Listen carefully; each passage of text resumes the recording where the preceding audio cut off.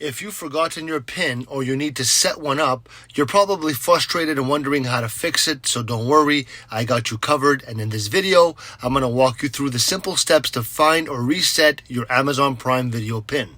I know it became nighttime, what do you want to do? First, head to your Amazon account on a computer or the app.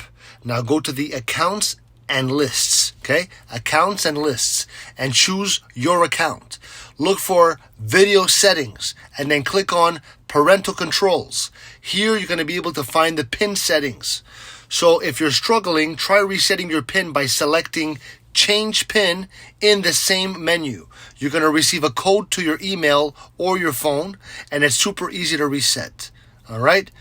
If you want more tips, make sure to update your Amazon settings for better control, set up a new PIN if needed, or check for any device-specific problems that might be blocking your PIN. Now that you know how to find or reset your PIN, you're going to be able to enjoy your favorite shows without any stress. Now, if this video helped you out, leave me a like, leave me a comment. Thanks for sticking around. Love you. Ciao.